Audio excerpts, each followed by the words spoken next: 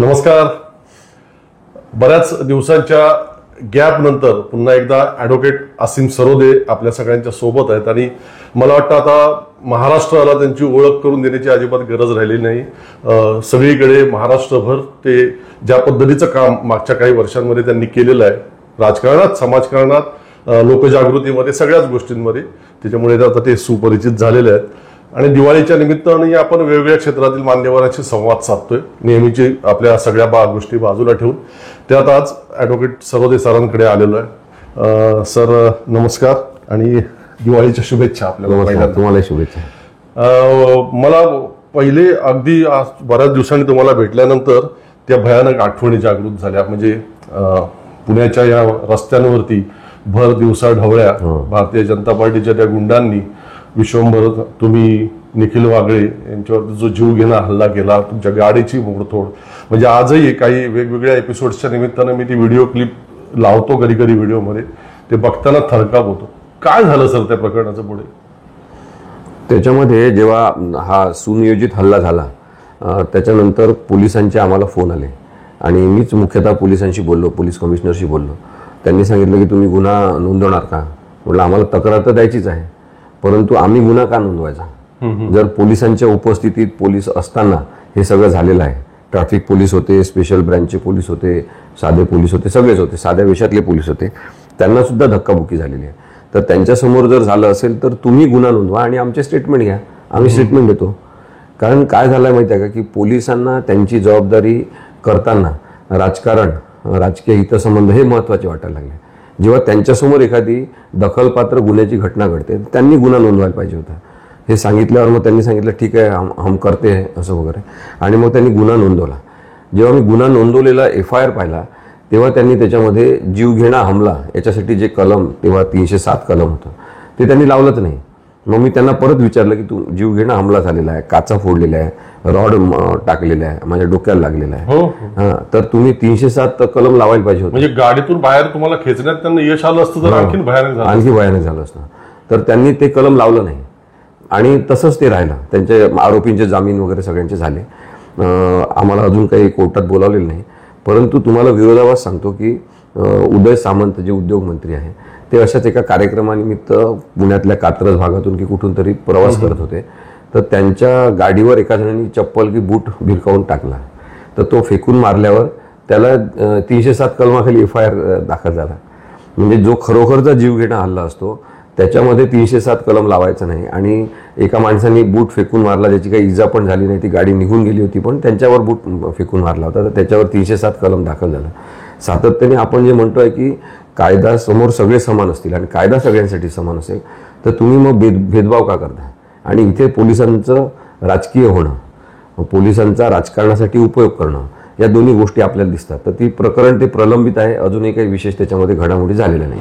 पण मग कर्तव्यदक्ष गृहमंत्री स्वतःला म्हणून घेणारे त्यांच्या राज्यामध्ये ते मोकाटच आहेत गुंड सगळे अजून, असंच म्हणायला? हो, मोकाटच आहे. आणि त्यांच्याच पसंतीचे हे कमिशनर आहेत, जे आता राजकीय लोकांच्या पसंतीचे कमिशनर असतात, हे आता एस्टॅब्लिश झालेलं आहे. म्हणजे खरं लोकांच्या पसंतीस पोलीस उतरायला पाहिजे, तर ते राजकीय लोकांच्या पसंतीस उतरलेले मुद्दामून काटशहाचं राजकारण, म्हणजे ते अजितदादांचं महत्त्व वाढू नये, मग आपला कमिशनर ठेवायचा आपले अधिकार वापरून, आणि मग ती कायदा सुव्यवस्थेची परिस्थिती आपण हँडल करायची, कोणावर गुन्हे नोंदवायचे, कोणावर नाही करायचे, कोणावर कोणते कलम लावायचे आपण सांगायचं. असं काही गृहमंत्री पदाचा गैरवापर जो होत आहे त्याला काही आपण चांगलं प्रशासन असं म्हणू शकत नाहीच ना. म्हणजे आता मागच्या काही काळामध्ये सातत्याने पुण्यामधल्या खंडणीखोरी, कुणी गुंड पोलिसांच्या आशीर्वादाने परदेशातच काय पळून जातो, त्याला विजाच कसा काय मिळतो, सगळ्या गोष्टी उघडकीला येत आहेत. आणि ही चड्डी बनियान गँग, काय कोयता हातोडी गँग, आणि हे सगळं. मग पुण्यात कायद्याचं राज्य आहे की नाहीये? नाही, पुण्यातच नाही, मी तुम्हाला सांगतो अनेक ठिकाणी अशाच प्रकारची परिस्थिती आहे. कायदा आणि सुव्यवस्था ही माणसं पाहून राबवली जाते. सातत्याने असं होताना आपल्याला दिसते. म्हणजे ते अगदी तुम्ही घ्या, एक राम खाडे नावाचा माणूस आहे बीड जिल्ह्यातला, तो तिथल्या भाजपच्या आमदारावर केस दाखल करतो, तक्रारी करतो, ईडीला पुरावे देतो. मीच त्याच्यातर्फे सगळे पुरावे दिले की 1000 कोटीचा घोटाळा झालेला आहे. हिंदू देवस्थानं असलेल्या जमिनी हडप करून त्या माणसांनी प्लॉटिंग करून विकलेलं आहे. तर त्याच्यावर FIR सुद्धा दाखल होत नाही. मग FIR दाखल करण्यासाठी हायकोर्टात जावं लागते. हायकोर्ट आदेश देतात तेव्हा मग परत हातूर कलम लावून FIR होतो, मग पुन्हा हायकोर्टात जावं लागते. आता FIR झाल्यावर त्या माणसाला अटक पण होत नाही. हे सगळं जे सुरू आहे ना ते म्हणजे माणसांना विचलित करणार आहे की कायद्याचं राज्य इथे नाही आणि अराजकता राजकीय पक्षांनी काही नेत्यांनी वाढवलेली आहे. पोलिसांचा एवढ्या मोठ्या प्रमाणातला गैरवापर कधी झाला नाही. म्हणून मला आठवते आमदार विवेक पंडित होते आणि तेव्हा ते अत्यंत निपक्ष आणि आदिवासी लोकांसाठी काम करायचे. तेव्हा आम्ही मागणी केली होती त्यांच्यासोबतच की पोलिसांची यंत्रणा स्वायत्त करा, पूर्ण स्वतंत्र करा. तर तेव्हा RR पाटील गृहमंत्री होते आणि त्यांना आम्ही भेटलो होतो. तर त्यांनी बंद दाराआड चर्चा सुरू, त्यांनी सांगितलं की जर पोलीस राजकीय लोकांसोबत नसतील तर मग आम्ही राजकारण कसं करायचं, अशी परिस्थिती काही राजकीय लोकांनी निर्माण केली असं त्यांनी व्यथा बोलून दाखवलेली होती. कठीण आहे. पण मग ज्या वेळेला अशा परिस्थिती होते की पोलीस बेबंदशाहीने वागतात किंवा राज्यकर्ते त्यांचा गैरवापर करतात, त्यावेळेला सर्वसामान्य जनतेच्या दृष्टीनं न्यायपालिका महत्वाची ठरते. न्यायपालिका त्यांना महत्वाचा आणि अखेरचा आधार वाटतो.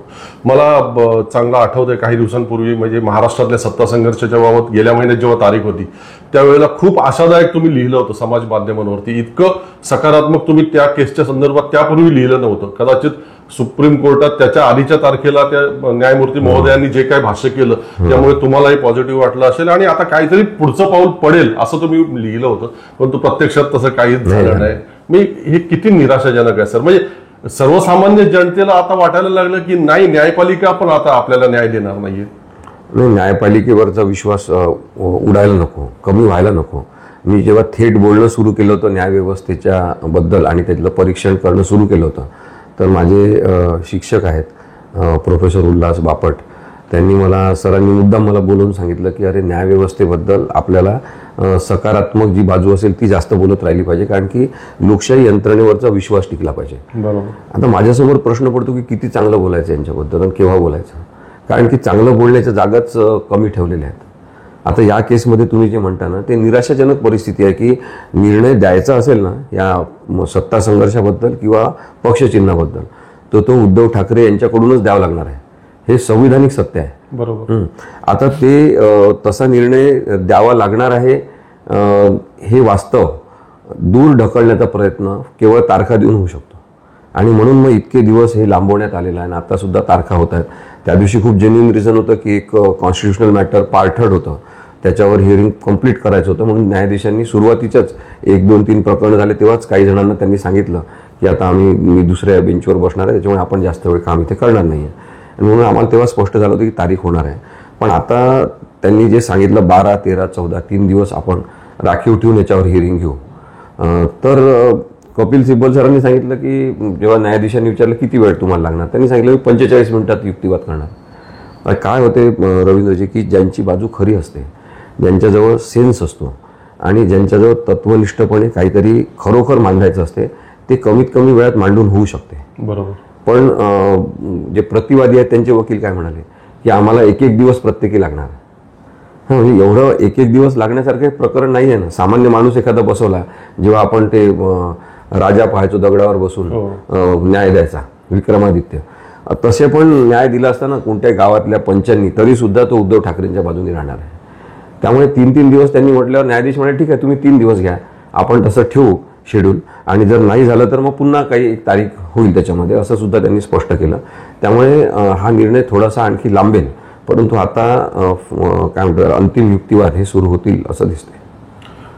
तेच होतं ना सर. पण न्याय मिळतो पण फार अखेरीस असं जे होतंय. म्हणजे तो एकतर तो सत्ता संघर्षाचा निकाल एकनाथ शिंदेचा कारकीर्द संपायच्या आतमध्येच, मुख्यमंत्री पदाची कारकीर्द संपायच्या आतमध्ये लागावा अशी बहुसंख्य जनतेची इच्छा होती. त्यानंतर आता त्यांची दुसरी उपमुख्यमंत्री पदाच्या टर्म मध्ये पण इतका काळ. पण म्हणजे हे कसं शक्य होतं सर्वोच्च न्यायालयासारख्या ठिकाणी एखादं प्रकरण पुढे ढकलणं, हे सुद्धा फार धक्कादायक वाटतं. हा सर, आता जस्टिस चंद्रचूड होते, प्रचंड बुद्धिमान माणूस, म्हणजे प्रखर बुद्धिमत्ता म्हणतो ना आपण तशी, अत्यंत वाचन, कायद्याचा अभ्यास, अन्वयार्थ काढण्याची प्रचंड उच्च क्षमता, असे ते व्यक्ती आहेत. पण जेव्हा आपण एखादी बुद्धी गहाण ठेवायची असं ठरवलं की बुद्धी विकायची असं ठरवलं, तेव्हा त्याच बुद्धीचा वक्र वापर करता येतो की त्याच बुद्धीने बुद्धिभेद करून त्याचं बायफर्केशन करता येते की असं मला म्हणायचं आहे. एकच सत्य बाजू दुसरी बाजू म्हणून मांडता येऊ शकते हे जस्टिस चंद्रचूड यांनी दाखवून दिलं आणि पायंडा तयार केला की सगळं 15 पानाचं असो, 25 पानाचं असो, 40 पानांचं असो जजमेंट द्यायचं, सगळं तुमचंच बरोबर आहे असं म्हणायचं आणि शेवटी मात्र काहीच करायचं नाही. आणि हेच त्यांनी तुम्ही पाहिलं की त्या याच्यात पण त्यांनी केलं, काय म्हणतो आपण त्याला, इलेक्शन बॉन्ड, इलेक्टोरल बॉन्डमध्ये त्यांनी हेच केलं, सगळा भ्रष्टाचार आहे म्हटलं आणि कोणत्याच भ्रष्ट माणसाला शिक्षा नाही.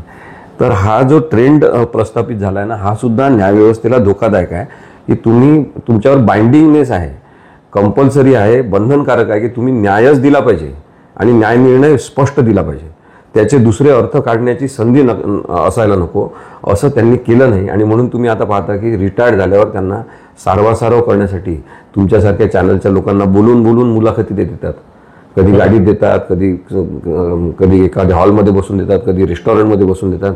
पण मग आता स्वतःच्या जजमेंटचं विश्लेषण ते स्वतःच करतात की नाही मी असं नाही असं म्हटलं. तुम्ही जे म्हटलं ना तेच लोकांना वाटलं पाहिजे, तुम्ही जे नाही म्हटलं ते वाटत असेल तर तुम्ही न्याय निर्णय देताना कलुषितपणा केलेला आहे, तुम्ही भ्रष्ट मार्ग वापरलेला आहे आणि तुमची बुद्धिमत्ता भ्रष्ट कामासाठी वापरलेली आहे, असा आरोप आहे माझा चंद्रचूडांवर. आणि मग तसे अनेक न्यायाधीश आता जर तयार होत असतील तर तो खूप मोठा धोका आहे न्यायव्यवस्थेसमोरचा. पण आता जे 3 तारखा सुप्रीम कोर्टामध्ये राखीव ठेवलेल्या आहेत या प्रकरणामध्ये, तुम्ही आशादायक आहात अजूनही? हो, 12 तारखेला सुनावणी सुरू होणार हे अगदी नक्की आहे आता, पण ती किती लांबेल, आणखी पुढे काही दिवस देण्यात येतील का याची काही निश्चिती नाही.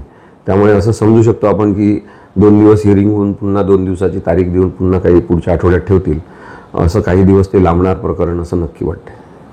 सर, संघाच्या स्थापनेचं 100वे वर्ष आहे आणि ज्या पद्धतीने त्यांनी देशामध्ये सगळ्या सिस्टीम, प्रशासकीय व्यवस्था असेल, राजकारण असेल, वेगवेगळ्या संस्था असेल गिळंकृत केलेल्या आहेत आणि फार मोठ्या प्रमाणामध्ये आक्रमकपणे आता त्यांनी पवित्रा घेतलेला आहे. आणि त्याचं एक उदाहरण आपण बघितलं कशा प्रकारे लोकांमध्ये आता भयानक विकृती निर्माण झाली आणि सुप्रीम कोर्टात सरन्यायाधीशांवरती बूट फेकण्याचा प्रयत्न किंवा त्यांना अपमानित करण्याचा प्रयत्न, एकूणच त्या सगळ्या प्रकरणाकडे सरन्यायाधीशांनी त्यांना माफ करणं, तुमची स्वतःची काय भावना होती त्या सगळ्या प्रकरणात? काय वाटतं तुम्हाला? नाही, मला फार वाईट वाटलं जेव्हा आपण हे पाहतो तेव्हा की ज्या पद्धतीने बूट भिरकावण्याचा किंवा काहीतरी वस्तू भिरकावण्याचा प्रयत्न झाला आणि त्याच्यानंतर तो माणूस बिनधास्तपणे सांगतो की मला याचं काही वाईटच वाटलं नाही. म्हणजे स्वतःला जे काही वेगळ्या अर्थाने आता भगतसिंग समजायला लागले, भगतसिंगांनी काय क्रांतिकारी पावलं उचलले होते आणि या माणसांना हीच क्रांती वाटायला लागली की उद्धटपणा करायचा, मगरुरी दाखवायची, लोकशाही धुडकावून लावायची. म्हणजे हा बूट भिरकावलेला आहे ना, तो संविधानावर भिरकावलेला आहे, कायदा मानणाऱ्या प्रत्येक माणसाच्या थोबाडावर तो बूट मारलेला आहे आणि त्याचं आपल्या सगळ्यांना वाईट वाटलं पाहिजे. पण त्याचं समर्थन करणारे लोक सगळीकडे दिसायला लागले, खूप मोठ्या संख्येत. त्यानंतर डॉक्टर बाबासाहेब आंबेडकरांबद्दल अत्यंत वाईट बोलणारा माणूस, एक वकील, तो स्वतः पोलीस स्टेशनला जातो, मला अटक करून दाखवा म्हणतो. तर ही जी झुंडशाही सुरू झाली आहे ना, त्याच्याबद्दल मला वाटते की जस्टिस भूषण गवई यांनी चांगली भूमिका घेतली त्यांच्या पदावर बसून की मी काही विचलित झालेलो नाही म्हणून. पण विचलित होण्यासारखी तर गोष्ट आहे. त्यांनी कदाचित त्या माणसाला हिरो होण्यापासून थांबवलं काही काळासाठी की मी विचलित होत नाही, काम सुरू करा. ही धैर्याची भूमिका त्यांची आहे, परंतु अशा वेळेस स्टँड घेणं त्यांनी आवश्यक आहे. त्यांनी भूमिका घ्यायला पाहिजे होती की हा माझ्यावर भिरकावलेला बूट नाही आहे, हा एका दलित समाजाचा द्वेष म्हणून भिरकावलेला आहे का, याच्या मागे कोण लोक आहेत ज्यांनी याला सपोर्ट केलेला आहे, याचा बुद्धिभेद करणारी कोणती यंत्रणा आहे, इथपर्यंत चौकशी यंत्रणा बसवण्याचे अधिकार त्यांना होते आणि त्यांनी ते करायला पाहिजे होतं असं मला वाटते. अजूनही आता काही लोकांनी स्वतः परवानग्या घेतलेल्या आहेत की आम्हाला याच्यावर प्रॉसिक्युशन सुरू करू द्या, त्यांनी परवानगी सुद्धा दिलेली आहे. अशा वेळेस आता जस्टिस भूषण गवईंनी निवृत्त होण्याच्या आधी एक पायंडा सेट करण्यासाठी ही विचारधारा जी आहे त्याचा फोलपणा आणि त्याच्यातला दुष्टपणा हा उघड करणारा एक प्रकार म्हणून याच्याकडे बघितलं पाहिजे की हा बूट भिरकावलेला जो आहे ना, तो लोकशाहीला धोका आहे आणि ती प्रवृत्ती कुठून निर्माण झालेली आहे याचं ॲनालिसिस झालं पाहिजे. काय होतं प्रत्येक वेळेस की आपण कसाबला मारून टाकतो, पाकिस्तानमध्ये पेढे वाटतात. मग सदानंद दाते जे होते IPS अधिकारी, त्यांनी सांगितलं होतं की या माणसाचा बुद्धिभेद कोणी केला कसाबचा, त्याचा शोध घ्यायला पाहिजे, त्याला मारून टाकून होणार नाही, तो एक प्यादा आहे. पण तेव्हा आपण काही ऐकलं नाही, कारण आपला शिक्षेवर भर आहे. आणि इथे मग अतिरेकीपणे म्हणजे माफीचा पण अतिरेकच आहे हा, किंवा मी माफ करतो, मी विचलित होत नाही. चांगला आहे ना, विचलित होत नाही, पण मग छत्रपती शिवाजी महाराज विचलित झाले नसते तर, डॉक्टर बाबासाहेब आंबेडकर विचलित झाले नसते तर क्रांती झाली असती का? बरोबर. मग आपल्याला विचलित व्हावं लागेल, त्यासाठी एखादी चौकशी यंत्रणा तर त्यांनी त्यांच्या अधिकार क्षेत्रात बसवायला पाहिजे आणि अशा माणसांच्या प्रवृत्तीचा भांडाफोड केला पाहिजे. खरं आहे. काय होतं याबाबत आपल्याला बघावं लागेल. आणखीन एक अतिशय अस्वस्थ करणारा आणि संतापजनक प्रकार आता आपण बघतोय. केवळ तो एक अनिल मिश्राच नाही MP मधला, तर अनेक ठिकाणी समाज माध्यमांवरती वेगवेगळ्या प्रकारचे रील्स समोर येत आहेत, व्हिडिओ काही समोर येत आहेत आणि बरेचसे लोक बडबड करतायत आणि डॉक्टर बाबासाहेब आंबेडकरांचं संविधान निर्मितीमधलं योगदान पूर्णपणे पुसून टाकण्याचा प्रयत्न चालू आहे की बाबासाहेबांचा काही संबंधच नाही त्या संविधानाशी. कसं तुम्ही कसं बघताय याच्याकडे सर? नाही, बाबासाहेब आंबेडकरांनी कधी असं क्लेम केलं नाही की मी संविधान लिहिलेलं आहे. संविधान निर्मितीमध्ये त्यांचा 100% सिंहाचा वाटा आहे आणि त्यांनी म्हणजे मोठे माणसं कसे असतात की सगळ्यांना क्रेडिट देतात. बरोबर. त्यांच्यासोबतच्या सगळ्या माणसांना त्यांनी श्रेय दिलं आणि सांगितलं की या सगळ्यांनी मिळून आम्ही दिलं आहे. पण लोकांनी सांगितलं, लोकांनी बघितलं, लोकांनी अनुभवलं, तेव्हाच्या राजकीय नेत्यांनी सांगितलं की जरी ही सगळी टीम होती तरी डॉक्टर बाबासाहेब आंबेडकरांनी सगळ्यात मोठं काम याच्यामध्ये केलेलं आहे. त्यामुळे ते त्यांचं श्रेय आपण कुणीच नाकारू शकत नाही. आणि ज्या पद्धतीने संविधान सर्वसमावेशक केलेलं आहे त्याच्यासाठी पण त्यांना आपण सॅल्यूट करायला पाहिजे. त्यामुळे त्यांची बदनामी करून हे जे षडयंत्र रचलं जाते त्याचा राजकीय मागोवा जर आपण घेतला ना तर एक लक्षात येते की डॉक्टर बाबासाहेब आंबेडकरांचं नाव भारतामध्ये एवढ्या दुमदुमलेलं आहे, लोक एवढ्या मोठ्या पद्धतीने भावनिकदृष्ट्या कनेक्ट झालेले आहे की मग बाबासाहेब आंबेडकरांचं अपहरण करायचं, मग संघाच्या त्या नेत्यांच्या यादीत त्यांचे नाव तिथे लिहायचं, त्यांचा फोटो लावून कार्यक्रम घ्यायचे, हे प्रयत्न असफल झाले. मग आता बाबासाहेबांना आपलंसं करता येत नाही आहे कारण त्यांचे विचार मानायचे म्हणजे मग ते क्रांतिकारी विचार करावे लागतील, जात धर्म सोडावं लागेल, विद्वेष सोडावं लागेल, ते होऊ शकत नाही. मग त्यांची प्रतिमा हनन करायची, हा साधा कार्यक्रम त्यांनी आखलेला आहे आणि त्यातून हे सगळे लोक अशा पद्धतीने वागत आहेत. आता मोठी माणसं असतात, सतत कामं करत असतात, तर त्यांच्या काही चुका होतात. त्या चुका आपण समजून घेतल्या पाहिजे. त्या काळाचे ते प्रतीक असतात, त्या काळातले ते अपत्य असतात, त्यांच्या काही चुका होतात. तुम्ही वरण भात भाजीपोळी खाऊन घरी बसणार असाल तर तुमच्या काही चुका होणार नाही, तुमचं जास्तीत जास्त पोट बिघडेल, एखाद्याचं अपचन होईल. पण हे माणसं जे समाजासोबत काम करतात, समाजासाठी झटतात, त्यांच्या चुका काहीतरी होऊ शकतात निर्णय घेताना. त्यामुळे त्या चुकांकडे लक्ष न देता आपण त्यांनी केलेलं जे मोठं काम आहे ते पाहिलं पाहिजे.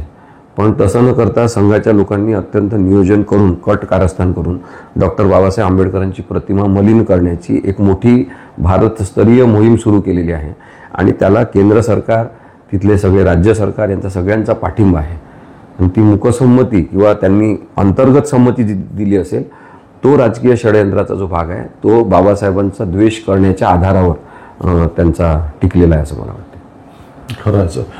निवडणूक आयोगाच्या बाबत आता म्हणजे पूर्ण वस्त्रहरण जवळजवळ त्यांचं झालेलं आहे की भारतीय जनता पार्टीला ते कशा प्रकारे मदत करतात त्याचा पूर्ण पर्दाफाश जवळजवळ झालेला आहे देशभरातच वेगवेगळ्या ठिकाणी. म्हणजे अनेक प्रकरण, आता म्हणजे ताजं प्रकरण तर परवा राज ठाकरे, उद्धव ठाकरे आणि त्या सगळ्या शिष्टमंडळांनी पण समोर आणली. बापापेक्षा मुलाचं वय जास्त किंवा एका घरात 40-100 लोक वगैरे सगळं हे, या सगळ्यातून सर मोठं अशा प्रकारचं वातावरण निर्माण होतं तर की कशासाठी मग मतदान करायचं? जर आपलं मतदान आपण ज्या ठिकाणी करतो त्या ठिकाणी जातच नसेल आणि भलतीकडे जात असेल किंवा अशा प्रकारचे फ्रॉड होत असतील तर मग मतदानच कशाला करायचं, निवडणुकाच कशाला लढवायच्या, अशा प्रकारची जी एक भावना लोकांमध्ये निर्माण होते. काय याला सोल्युशन मग असणार सर?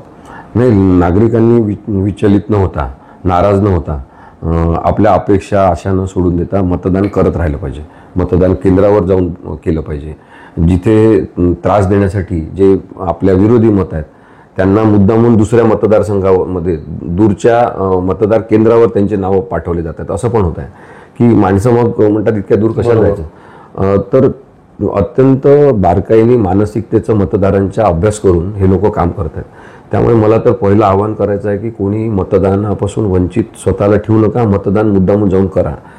किती मोठ्या प्रमाणात मतदान करू तर तेवढ्या मोठ्या प्रमाणात आपण ते चॅलेंज करू शकतो की तुम्ही किती बोगसपणा करता आम्हाला बघायचं आहे. हे आपल्याला एकीकडे करत राहावं लागेल. दुसरीकडे कायद्यामध्ये जे म्हटलं आहे की फ्री अँड फेअर इलेक्शन असलं पाहिजे. आता याच्यामध्ये फ्री अँड फेअर याचा अर्थ काय, हा निवडणूक आयोगाला सांगणं, आपल्यावर जबाबदारी येणं ही खूपच वाईट गोष्ट आहे. म्हणजे TN सेशन म्हणायचे की माझा परिचय करून देताना हे म्हणतात TN सेशन, निवडणूक आयोग, भारत सरकार, तर ते सुद्धा मला मान्य नाही असं त्यांनी सांगितलं. त्यांनी सांगितलं ही स्वायत्त यंत्रणा आहे, भारत सरकारच्या एक स्वायत्त यंत्रणा म्हणून हे आहे. मी भारत सरकारचा नाही आहे, मी निवडणूक आयोगाचा आयुक्त आहे. बरोबर. आता एवढी स्पष्ट भूमिका बायफर्केट करून, म्हणजे त्याला आपण म्हणतो ना सेपरेशन ऑफ पॉवरचं तत्व समजून घेणारे जे अधिकारी असतात ते देशासाठी काम करू शकतात. हे तसं करत नाही. त्याच्यामुळे फ्री अँड फेअर आपण म्हणतो तेव्हा योग्य असलं पाहिजे, पारदर्शक असलं पाहिजे. मतदान आणि मतमोजणीची प्रक्रिया ही शुद्ध असली पाहिजे. आता मला सुद्धा सुरुवातीला असं वाटायचं की मतदान करणं म्हणजे महत्त्वाचं आहे. आणि आता भाजपने ज्या पद्धतीने चोऱ्या करणं सुरू केलं तेव्हा लक्षात येते की केवळ मतदान करणं नाही तर मतमोजणी करणं सगळ्यात महत्त्वाचं आहे. बरोबर. मतमोजणीची प्रक्रिया पारदर्शक नाही आहे. निवडणुकीमध्ये मतदार याद्या तयार करण्याची पारदर्शकता नाही आहे. माझ्याकडे ज्या 17-18 केसेस इलेक्शन पिटिशन्स आहेत ज्या आपण विधानसभेच्या निवडणुकीनंतर पराभूत उमेदवारांतर्फे इलेक्शनला आव्हान दिलेलं आहे. म्हणजे अगदी नारायण राणेंच्या निवडणुकीला विनायक राऊत यांनी आव्हान दिलेलं आहे, त्याच्यामध्ये विनायक राऊत यांच्यातर्फे आहे. अशा वेगवेगळ्या नेत्यांचं, म्हणजे गणेश नाईक यांचं निवडणूक आपण चॅलेंज केलेली आहे, वेगवेगळ्या नेत्यांची केली आहे. त्या सगळ्यांमध्ये मी तुम्हाला सांगतो कॉमन मुद्दा आहे तो म्हणजे मतदार याद्या फिरवण्यात आलेल्या आहे, मतदार याद्या बदलण्यात आलेल्या आहे, लोकांचे नावं त्यांच्या परवानगीशिवाय डिलीट करण्यात आलेले आहे, लोकांचे नावं कुठून तरी ॲड करण्यात आलेले आहे. मग या सगळ्या पार्श्वभूमीवर मतदान योग्य आहे, कायदेशीर आहे, न्याय्य आहे आणि पारदर्शक आहे असं म्हणू शकत नाही. मग आता कधी कधी ते काय म्हणतात नाही, एखाद्या 2 मताचं असं होऊ शकते, एवढं नाही झालेलं आहे. आता इथे सुद्धा कायद्याचा मुद्दा आहे की तुम्ही 1 चोरी असेल किंवा 2 चोरी असेल किंवा 2000 चोरी असेल, बरोबर, तुम्ही ते फ्री अँड फेअर केलेलं नाही आहे आणि मग ते पूर्ण निवडणूक त्या बेसिसवर रद्द होऊ शकते.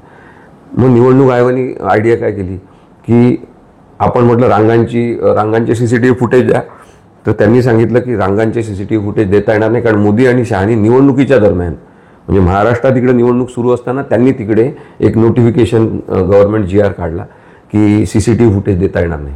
आणि लगेच निवडणूक आयोगाने तशा प्रकारचा कायद्यामध्ये बदल करून तशी संमती दिली आणि केंद्र सरकारने कायदाच बदलून टाकला. म्हणजे माहितीचा अधिकार जो मनमोहन सिंगांनी पारदर्शकतेसाठी आणला होता त्याच्यातली पारदर्शकता सुद्धा यांनी नष्ट करण्याचा प्रयत्न केलेला आहे आणि सातत्याने हे होताना आपल्याला दिसते. मग आता त्यांनी सांगितलं की तुम्ही निवडणूक आयोगाला प्रतिवादी करायचं नाही इलेक्शन पिटिशनमध्ये. मग समजा रवींद्र पोखरकर विरुद्ध असीम सरोदे अशी लढाई झाली असेल, रवींद्र पोखरकर जिंकले असतील, तर मी पिटिशन करणार रवींद्र पोखरकर यांच्या विरुद्ध, केवळ ते विनिंग कॅन्डिडेट आहे म्हणून, मी हरलेलो आहे तर मी तुमच्या विरुद्ध पिटिशन करणार, निवडणूक आयोगाला प्रतिवादी करायचं नाही. आता हे पण चुकीचंच आहे ना की निवडणूक आयोगच निवडणूक घेणार असेल आणि तुम्ही निवडणूक आयोगाच्या मदतीने षडयंत्र केलं असेल तर ते म्हणतात निवडणूक आयोगाला प्रतिवादी करायचं नाही. मग आम्ही केलं नाही. मग आता त्यांना डायरेक्शन देण्यात आले वरून, प्रत्येक ठिकाणी त्यांनी वकील लावले आणि निवडणूक आयोग तिथे हस्तक्षेप याचिका एक दाखल करतात आणि ते म्हणतात की तुमच्या या केसमध्ये EVMचा एवढा काही महत्त्वाचा मुद्दा नाही आहे तर आमचे EVM सील केलेले परत द्या. आणि मग न्यायालय त्याच्यावर आता कारवाई करत आहे, त्याच्यावर विचार करतात की EVM परत द्यायचे का. मग ते EVMचा मुद्दा असेल, EVMमध्ये खोडसाळपणा झाला आहे, बेकायदेशीरपणा असं आम्ही म्हणत असू, तर ते EVM मशीन सील करून ठेवणं काय प्रॉब्लेम आहे. ते म्हणतात नाही महानगरपालिका निवडणूक आहे त्याच्यामुळे आम्हाला EVM मशीनची कमतरता आहे. केवळ या राज्यामध्ये आणि बिहारमध्ये निवडणुका असताना तुम्ही दुसरीकडून आणा ना मशीन. तुम्हाला या काही 100 पिटिशन ज्या दाखल झाल्या त्याच्यामधलेच EVM मशीन का पाहिजे. कारण की आता न्यायालयाच्या परवानगीने EVM मशीन काढून घ्यायच्या आणि त्यातला डेटा डिलीट करून टाकायचा आणि मग त्या महापालिकेच्या निवडणुकीसाठी ते वापरायचे. नंतर आपण जेव्हा आरडाओरडा करणार तेव्हा ते म्हणणार नाही EVM मशीन आता आम्ही त्यातला डेटा इरेज केलेला आहे, आता त्याच्यावर काही होणार नाही. हे जे षडयंत्र सुरू आहे की नाही सगळीकडे, तर भाजप आणि संघाचं आधीपासूनचं एक काय म्हणतो लक्षण आहे की ते चोरी अत्यंत शिताफीने करतात, विचार करून चोरी करतात, हुशारीने चोरी करतात. म्हणजे मी तुम्हाला नेहमी उदाहरण देतो की आपल्या इथे काळा फोन तो असायचा, ट्रिंग ट्रिंग ट्रिंग वाजायचा. आता तेव्हा सुरुवातीला फोन आला तेव्हा आपण सिनेमांमध्ये पाहायचो, सगळीकडे पाहायचो, लोक असं रुमाल ठेवायचे, कागद ठेवायचे आणि मग ते बोलायचे आणि धमकी द्यायचे. मग जेव्हा लक्षात आलं की अशा धमकीचे प्रकार फार वाढायला लागले आहे की कोणाचा फोन कुठून आला काही कळतच नाही आहे, मग हळूहळू टेक्नॉलॉजी माणसांनी डेव्हलप केली की तिथे नंबर डिस्प्ले व्हायला लागला इलेक्ट्रॉनिकली की कुठून फोन तुम्हाला आलेला आहे. बरोबर.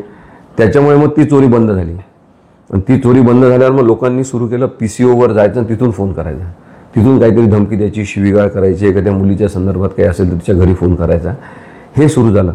मग PCOवर त्या लोक जायला लागले आणि मग पोलिसांनी सांगितलं की PCOच्या तिथं CCTV लावा, कोण येत आहे कोण जात आहे दिसलं पाहिजे. तर ती चोरी बंद झाली आणि मग वेगवेगळ्या प्रकारच्या, म्हणजे मी तुम्हाला काय सांगतोय की लोक काय म्हणतात काँग्रेसच्या काळातच EVM मशीन आलं. काँग्रेसच्या काळात आलं ना EVM मशीन, पण सुरुवातीला त्या यंत्राचा गैरवापर कसा करायचा याचं नॉलेज लोकांना नसते. ते काँग्रेसच्या काही लोकांनी त्याचं काही मतदारसंघामध्ये काय म्हणतो त्याला आपण गैरवापर केला असेल, मी नाही असं म्हणत नाही. पण मग संघटित चोरी जी सुरू केली भाजपनी स्वतः सरकारमध्ये आल्यावर किंवा सरकारमध्ये 2014मध्ये येताना सुद्धा, त्याच्याबद्दलचं विश्लेषण राहुल गांधी करतात, त्याच्याबद्दलचं ते ॲडव्होकेट काय त्यांचं नाव प्राचा करतात, अनेक जण करायला लागलेले आहे, योगेंद्र यादव करतात.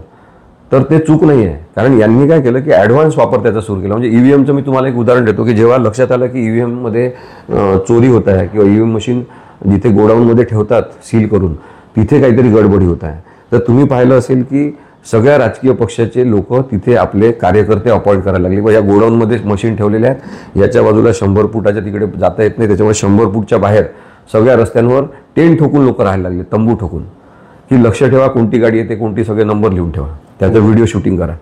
हे सुरू झाल्यावर त्यांना लक्षात आलं आता इथं चोरी होऊ शकत नाही आहे.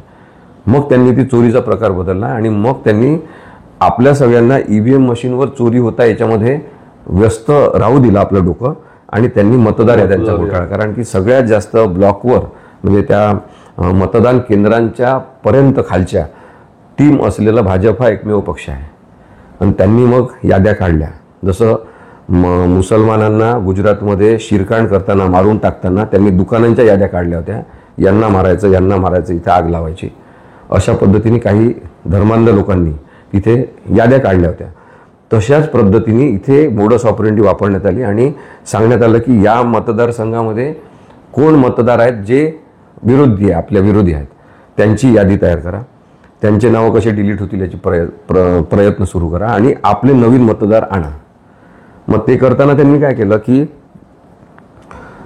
आपल्याच कार्यकर्त्यांना अर्ज करायला सांगायचं की रवींद्र पोहरकर यांचा अर्ज स्वतःचाच राहील आणि ते म्हणतील किंवा माझं नाव याच्यातून डिलीट करावं कारण की माझं इतर ठिकाणी नाव आहे.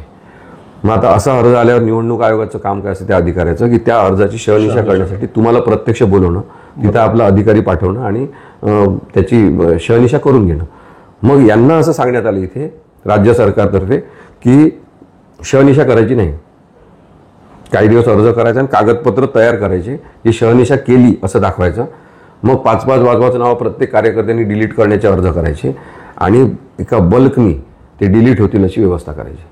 हे जे षडयंत्र आहे ना, हा चोरीचा नवीन प्रकार आहे.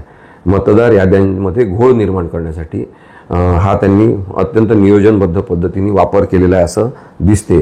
आणि म्हणून मला सातत्याने वाटलं या इलेक्शन पिटिशन चालवताना की हे सरकार आत्ताचं म्हणजे देवेंद्र फडणवीस, एकनाथ शिंदे आणि अजितदादा यांचं हे सरकार खोट्या बनावट मतदार याद्यांच्या आधारे भ्रष्ट मार्गाने आलेलं सरकार आहे.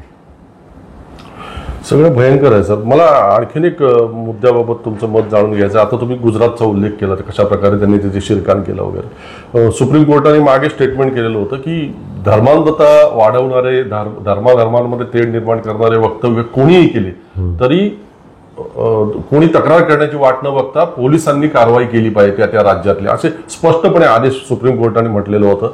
असं असताना बाकीच्या राज्यांमधलं जाऊ द्या लांबचं, परंतु आपल्या महाराष्ट्रात मागच्या काही काळामध्ये काही लोक सातत्याने, म्हणजे पडळकर असेल, तो संग्राम, तो तिकडचा आमदार असेल नगरचा, राणेंचा मुलगा असेल, आणखीन 2-4 लोक आहेत की जे प्रचंड धर्मांधता वाढवण्याची वक्तव्य करतात आणि त्यांच्यावर कोणत्याच प्रकारची कारवाई होत नाही. मग कसं बघायचं याच्याकडे? हे तर हा षडयंत्राचा भागच आहे. म्हणजे या लोकांना आपण बघितलं सगळे नाव, तर त्यांच्यामध्ये नेता होण्याचे गुण तसे नाही आहेत. मग ते काय म्हणतो आपण, ते उद्ध्वस्त पण आणू शकतात आणि त्यांच्या निवडून येण्यामागे, त्यांना निवडून आणण्यामागे हाच अजेंडा ठेवण्यात आलेला आहे की तुम्ही महाराष्ट्रामध्ये असा जातीय धर्मांध धुडगूस निर्माण करायचा, विद्वेष निर्माण करायचा. आणि पोलीस आपलेच आहे. म्हणजे तो नितेश राणे त्यांनी सांगितलंच होतं ना की आमचा बॉस तिथं बसलाय, कोणी आम्हाला काही करू शकत नाही. तर हा जो धर्मांधतेचा ऊत आलेला आहे त्याच्यामध्ये कोणत्याही प्रकारे यांना धरबंध नाही, संस्कृती नाही, असभ्यपणा सतत करत राहायचा आणि धर्मांध बोलायचं, याच्यामध्ये आपण आहे ना समाजाचं खूप नुकसान करतोय. म्हणजे इथे एक पुस्तक आहे, मी तुम्हाला दाखवीन नंतर. त्यांनी म्हटलं इकॉनॉमिक्स ऑफ जस्टिस असं पुस्तकाचं नाव आहे. तर त्याच्यात सगळ्यात महत्त्वाचा मुद्दा काय की इनजस्टिस जेव्हा आपण करतो ना, एखाद्या समाजाला भीतीखाली, दडपणाखाली त्यांचं गुन्हेगारीकरण करणं, त्यांच्याकडे सगळ्यांनी शंकेने बघेल असं वातावरण तयार करणं, याचा आपल्याला तत्कालीन यश काहीतरी त्यांना मिळत असेल, भाजप पक्षाला किंवा तशा धर्मांध लोकांना, पण नेहमीसाठी आपण नुकसानी जी करतो ती न्यायाची करतो, आपण कायदा आणि सुव्यवस्थेची करतो, आणि त्याचबरोबर लोकांच्या विश्वासाची हानी आपण करतो. म्हणजे लोकशाहीमध्ये ज्या यंत्रणा उभ्या राहतात त्याचीच आपण हानी करतो. त्याच्यामुळे त्यांनी त्या पुस्तकात म्हटलं आहे की हा जो अन्याय तुम्ही करताय ना सगळा, त्या अन्यायाची किंमत खूप मोठी असणार आहे. आणि ते इकॉनॉमिक्स जर समजून घेतलं नाही तर विकास वगैरे हे जे भिंती बांधतात, रस्ते बांधतात, मोठे मोठे मॉल बांधतात, विमानतळ, हा विकास नाही आहे. तुम्ही लोकशाहीचा विकास करण्यामध्ये काय हातभार लावला हे सांगा बरं. तर तुम्ही सगळीकडे विध्वंसच करण्यामध्ये पुढाकार घेतलेला आहे. आता देवेंद्र फडणवीस यांच्या सगळ्यांच्या मागे आहेत आणि ते सगळ्यांना त्यांनी मोकळीक दिलेली आहे, तुम्ही करा आणि तुमच्यावर काही कारवाई होणार नाही.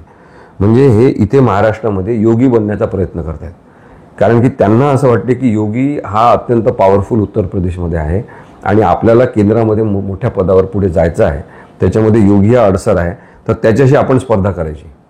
आणि इथे ते योगीप्रमाणे वागण्याचा, तशा पद्धतीने एक धर्मांध राजकारणाचं नेतृत्व करण्याचा प्रयत्न करत आहेत. ते विसरत आहेत की हा छत्रपती शिवाजी महाराज, शाहू फुले, आंबेडकर, महात्मा गांधी यांचा हा प्रदेश आहे आणि इथे योगी चालत नाही, योगी चालणार नाही. हा महाराष्ट्र आहे, महाराष्ट्राचा एक महाराष्ट्र धर्म आहे जो तो संत तुकारामांनी सांगितलेला आहे. हे यांना जोपर्यंत लक्षात येत नाही तोपर्यंत हे उद्ध्वस्तपणा हा करत राहणार. वाईट याचं वाटते की यांच्यावर कारवाई होत नाही. म्हणजे साधी गोष्ट तुम्हाला दुसरी सांगतो की जी शपथ त्यांनी घेतली असते आमदार म्हणून, मंत्री म्हणून, यांनी नितेशनी मंत्री म्हणून शपथ घेतलेली आहे, तर त्यांच्यामध्ये स्पष्टपणे सांगितलं आहे की कोणत्याही प्रकारे द्वेषभावना न ठेवता, कोणाशीही दुजाभाव न करता सगळ्या नागरिकांसाठी मी काम करेन, समानतेने मी काम करेन. मग हे काम ते करत नाही आहेत. आम्ही नितेश राणेबद्दल तक्रार केली गव्हर्नरकडे, जे आता राष्ट्रपती झालेले आहेत, त्यांच्याकडे आम्ही तक्रार केली. त्यांना सांगितलं की यांच्यावर कारवाई करा, कारण तुम्ही मंत्री म्हणून शपथ ज्यांनी दिलेली आहे ते त्याच्यावर कारवाई करू शकतात. पण त्यांनी कोणती कारवाई केली नाही. त्यांनी सांगितलं 15 दिवसात मी सांगतो, पण कारवाई केली नाही. अशा सगळ्या या 4-5 लोकांचे तुम्ही जे नावं घेतले, म्हणजे संग्राम जगताप असेल, गोपीचंद पडळकर, नितेश राणे आणि तो एक हा इथला लांडगे, विलास महेश लांडगे, हे 4 जण, आणि याचे काही अजून थोडेसे स्मॉलर काही कीर्तनकार वगैरे ते आपण बघतो. या सगळ्यांची यादी करून आहे ना यांच्यावर केस दाखल केली पाहिजे. यांचे सगळे वक्तव्य काढून कोणीतरी अभ्यासपूर्ण पद्धतीने ते सगळे व्हिडिओ, त्याचे सर्टिफिकेट व्हिडिओचे घेऊन योग्य प्रकारे तक्रारी करून नंतर मग उच्च न्यायालयात तक्रार केली पाहिजे, पिटिशन केली पाहिजे की या लोकांचं काय करायचं कायद्याच्या दृष्टीने आम्हाला सांगा तुम्ही, पोलीस काही करत नाही. अशी एखादी पिटिशन करायला पाहिजे. तर लोकांना वाटते की काय होणार. माझं काय म्हणणं आहे की आपण न्यायालयाचा गैरवापर करणारे न्यायालयात पोचतात, चांगला वापर, चांगला विचार करणाऱ्यांनी का पोचू नये, आणि हार आपल्या माथी आहे असं समजायचं. म्हणजे आता तुम्ही पाहिलं असेल त्या उद्धव ठाकरेंच्या पक्षचिन्हाच्या आणि याच्या संदर्भात, अपात्रतेच्या संदर्भात मी जे काही बोलतो तसं बरेचदा होताना दिसत नाही. कारण की न्यायव्यवस्था जर विकल्या गेलेली असेल, बाटीक झालेली असेल, आणि काही न्यायाधीश हे सरकारी वकील असतात तसे सरकारी न्यायाधीश झाले असेल, तर मी किती पण वास्तव सांगितलं तरी तसं नाही होणार. मग ते लोक काय म्हणतात, हे म्हणतात ते काहीच होत नाही. सत्य जे आहे ते आपण म्हणतो ना, सत्य पराजित हो सकता है, परेशान हो सकता है, पण सत्य हे हारणारं नसते.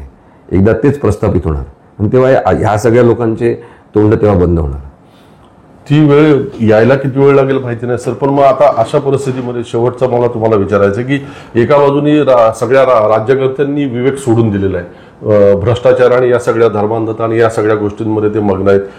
दुसरीकडे पोलीस यंत्रणा कशा प्रकारे वागतायत, किती ठिकाणी अन्यायकारक पद्धतीने त्यांची वागणूक सुरू आहे ते आपण बघतोय. तिसरीकडे न्यायपालिकेमध्ये इतके मोठे दोष निर्माण झालेले आहेत ते आपण बघतोय.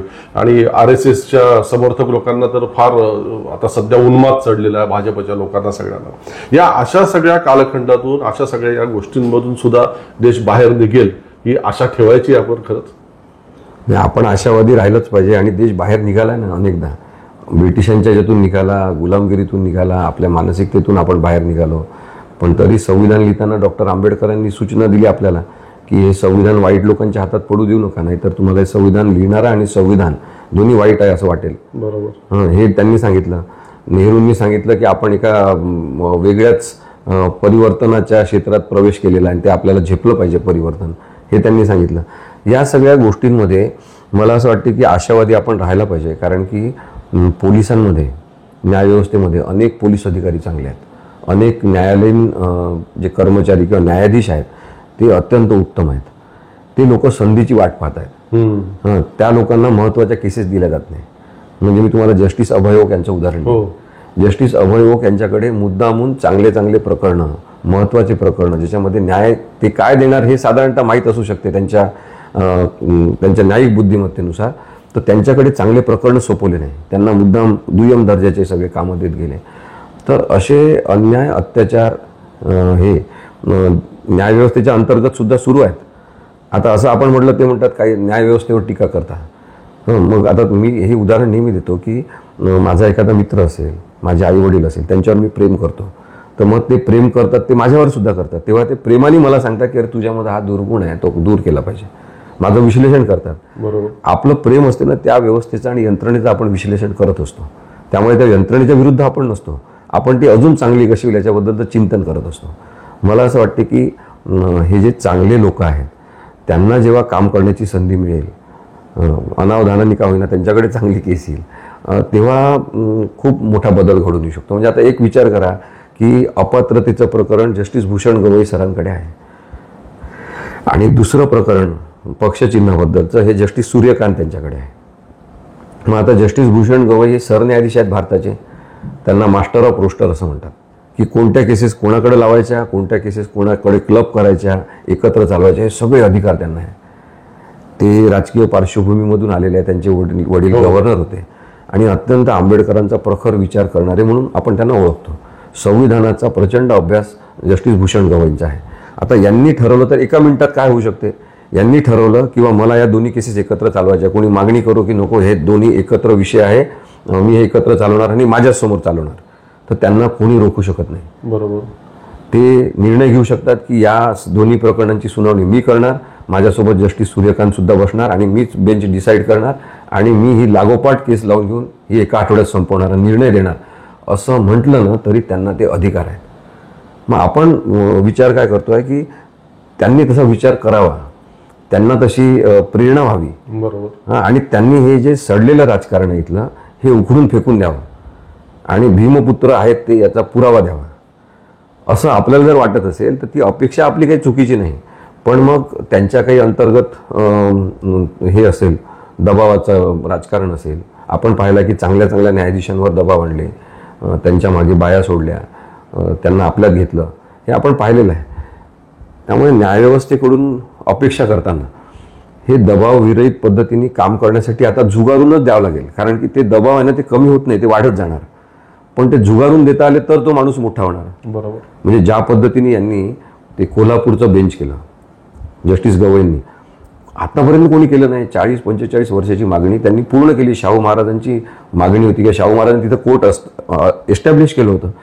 ते भावना जाणून आणि सगळ्यात पहिला पुतळा तिथे प्रत्यक्ष डॉक्टर बाबासाहेब आंबेडकर असताना कोल्हापूर शहरात लागलेला आहे. देशातला सगळ्यात पहिला पुतळा. तिथे बाबासाहेब आंबेडकर स्वतः व्हिजिट द्यायला आले होते की माझा पुतळा लावलेला, मी तिथे प्रत्यक्ष जाणार.